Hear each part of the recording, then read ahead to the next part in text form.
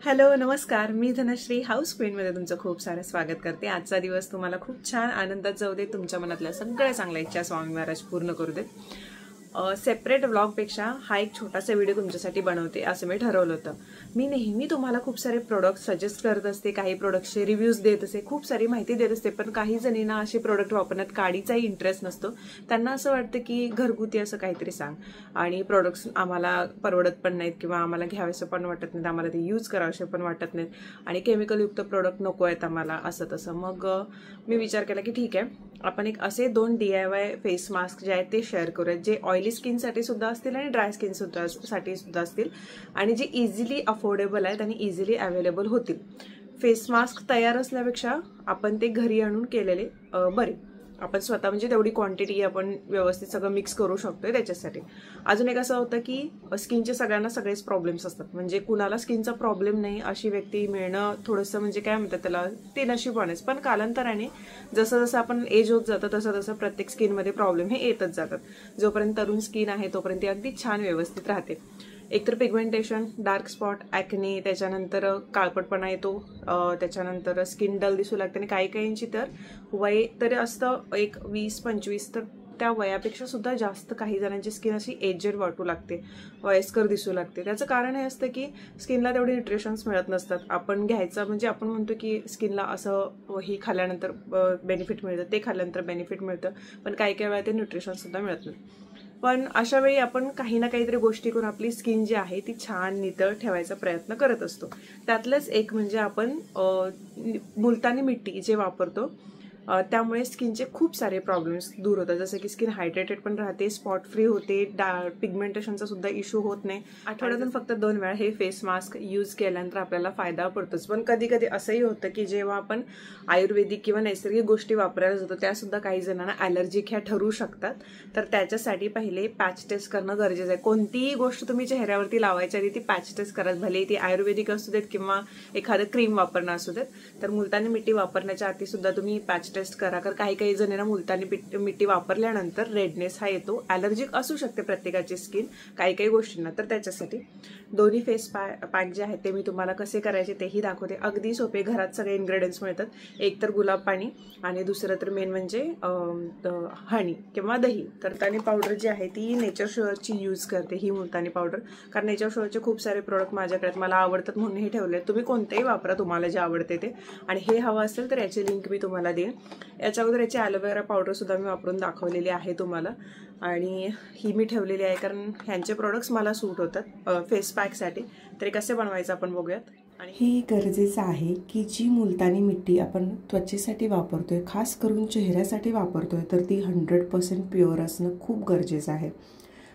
ही जी nature शुअरची मुलतानी मिट्टी आहे तर ती टेस्टेड आणि सर्टिफाईड आहे गव्हर्नमेंट अप्रूव्ड लॅबकडून। मी याच्यामध्ये ना एक सर्टिफिकेट आहे ते सुद्धा तुम्हाला दाखवते।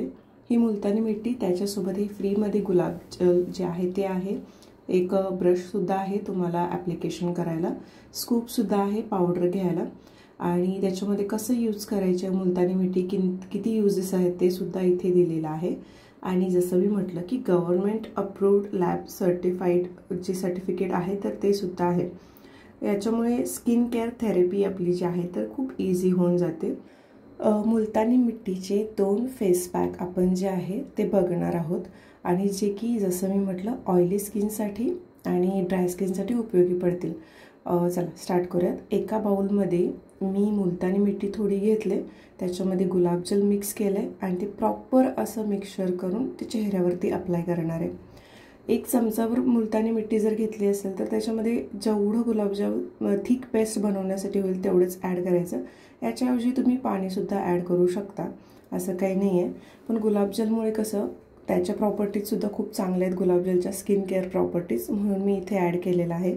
माझी स्किन ऑइली आहे, काही दिवसामध्ये ती ड्रायसुद्धा होते, तर मला काय कोणतेही फेस पॅक मी जर यूज केले तरी चालतं त्या त्वचेच्या प्रकारानुसार। सगळ्यात तर अगदी त्वचा जी आहे ती पूर्ण क्लीन करून घेते मी, कारण कोणतेही फेस पॅक किंवा फेस मास्क कोणतेही स्किन केअर करताना सगळ्यात अगोदर आपली त्वचा जी आहे ती स्वच्छ असणं गरजेचं आहे। डिरेक्टली मी ब्रशच्या सहाय्यानं फेस पॅक जे आहे ते ॲड करते. मुलतानी मिट्टी फेस पॅक आपल्याला हेल्प करतो एनलार्ज पोर जे आहेत तर ते रिडक्शन करण्यासाठी. ब्लड सर्क्युलेशनसुद्धा स्टिम्युलेट होतं आणि स्किन ब्राईटन अप व्हायला मदत होते. त्यासोबतच अँटीसेप्टिक प्रॉपर्टीज आहे त्याच्यामध्ये. स्किन आपली काम व्हायला मदत होते, अगदी शांत होते, म्हणजे कोणती इरिटेशन स्किनला जाणवत असेल तर तेही कमी होतं. मॉइश्चराईज होते ड्राय स्किन आणि ॲक्नेसुद्धा ट्रीट व्हायला मदत होतात. डीप इम्प्युरिटीज ज्या आहेत त्या क्लीन व्हायला मदत होतात आणि स्किन सूद होते. 10 मिनिटानंतर आपण वॉश करायचा. पूर्ण ड्रायअप कधीही कोणतेही फेस पॅक होऊ द्यायचे नाहीत आणि फेस पॅक अप्लाय केल्यानंतर अजिबात त्वचेची हालचाल किंवा बोलणं होऊ द्यायचं नाही.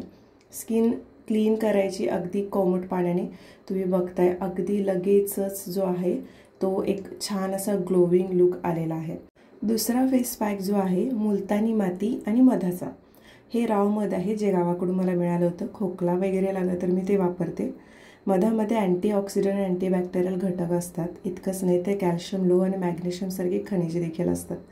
हा फेस पॅक चेहऱ्याला लावून कोरडं होईपर्यंत थांबायचा आहे. मध आणि मुलतानी मातीचा जो पॅक आहे ते टॅनिंग दूर करायला मदत तर करतंच, त्यासोबतच त्वचेवरती लालसरपणा असेल तर तोही दूर करायला मदत करतं. त्वचेची चमक सुधारते आणि गरमीच्या दिवसामध्ये जर तुम्ही लावलात ना तर त्वचेचा जो दाह असतो तो सुद्धा दूर व्हायला मदत होते. त्यासोबतच त्वचेवरील डाग, पिंपल्स या समस्येपासून सुद्धा मुक्त होण्यास आपल्याला मदत होते. अँटीबॅक्टेरियल गुणधर्मांनी परिपूर्ण आहे ज्यामुळे त्वचा आपली डागरहित होण्यासाठी खूप मदत होते. त्वचेला मॉइश्चरायझेशनसुद्धा मिळते. त्वचेतील कोरडेपणा जो आहे तो दूर करण्याला सुद्धा मदत मिळते. सो हे दोन्ही जे पॅक आहेत जे मुलतानी माती आणि मधाचा आणि मुलतानी माती आणि आपला गुलाब पाण्याचा, तर दोन्हीही पॅक मला सूट होतात कारण माझी स्किन कधी कधी ऑइली पण असते, कधी कधी खूप ड्राय पण असते. आता ती सध्या कॉम्बिनेशनकडे वळते की काय असं मला वाटतं, कारण आधी खूपच ऑइली असायची, ऑइली सेन्सिटिव्ह असायची, पण काही गोष्टी मी केअर केल्यामुळे आता प्रॉपर ती होते, प्रॉपर ती रिॲक्ट करते. तुम्ही बघता इतका छान ग्लो आलेला आहे फेस पॅकमुळे. तर हे सगळ्यात सोपे असे दोन्ही फेस पॅक मी तुम्हाला दाखवलेले आहेत. एक ऑइली स्किनसाठी, एक ड्राय स्किनसाठी. फेस पॅक आठवड्यातून 2च वेळा वापरायचे. जास्त वेळ वापरला तर स्किन ड्राय होण्याची शक्यता असते. याच्यामध्ये तुम्ही हळद मिक्स करू शकता, त्याच्यानंतर दही पण मिक्स करून लावू शकता, पण लिंबू अजिबात मिक्स करू नका. तो थोडा डायल्यूट करून मिक्स केला तरीही चालतो. त्याच्यानंतर दररोज फेस पॅक यूज करायचा नाही जसं मी सांगितलं.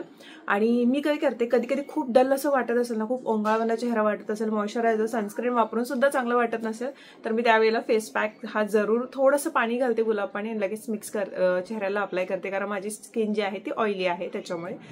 पण विंटर सीझनमध्ये थोडी ती ड्राय होते म्हणून त्याच्यामध्ये मी हनी जे आहे ते घालून वापरते. म्हणून मी तुम्हाला अगोदर गुलाब पाणी मिक्स करून दाखवलं आणि त्याच्यानंतर मध जे आहे ते मी यूज करून दाखवलं.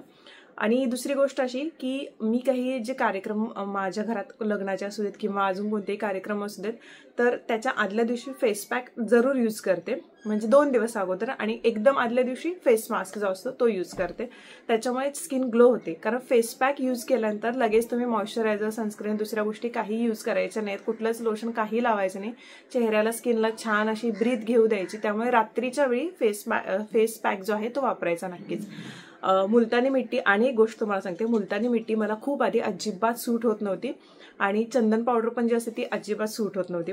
खूप अगोदर म्हणजे मी टीनेजमध्ये होते तेव्हा, जेव्हा पिंपल्स जास्त यायचे आणि त्यावेळेला आपल्याला पिंपल्स खूप येतात, पण मी यूज करायचे नाही कारण तेव्हा रिॲक्ट व्हायची. त्यावेळीची स्किन वेगळी. आणि मी जेव्हा बाबांना परवा दिवशी मी डॉक्टरांच्याकडे जेव्हा घेऊन गेली होती, जी स्किन स्पेशालिस्ट कॉस्मेटॉलॉजिस्ट आणि डर्मेटॉलॉजिस्ट होती, तर तिला मी विचारलं की माझी स्किन आत्ता ऑइली आहे आणि उन्हाळ्यात ऑइली होते आणि हिवाळ्यामध्ये वेगळी होते आणि प्रत्येक जे क्रीम असतं ते वेगळं रिॲक्ट कसं काय करतं.